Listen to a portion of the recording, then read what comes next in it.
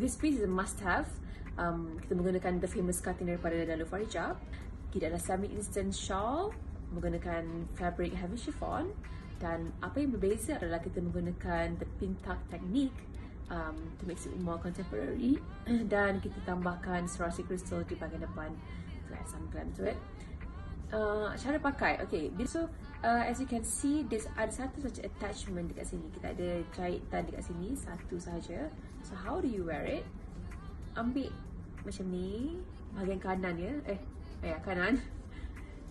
Letak, masukkan, and make sure that yang bahagian jahitan ni dekat bahagian telinga, bukan dekat bahagian dalam. Bila kita dah masuk, kita tarik ke belakang bagi dia kemas, and then lipat di bahagian tepi, letak ni bahagian belakang, letak ni ke belakang, cleankan ya, dan easy peasy, pusing.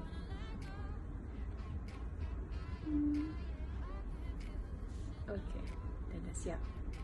Ini salah satu cara yang sangat senang kalau setengah orang tak suka pain ataupun ada orang macam allergic pain. This is a good choice untuk mengelakkan dari menggunakan sebarang pin at all.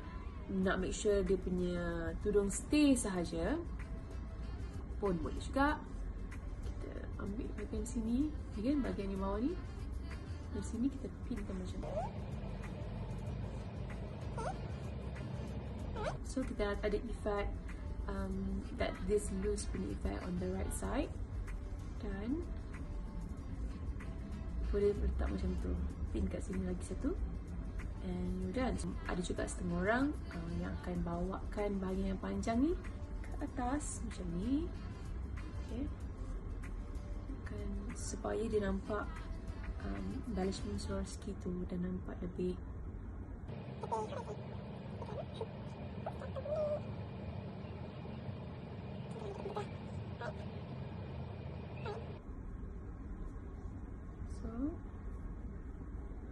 semua orang akan pakai macam ni ataupun kat belakang saja.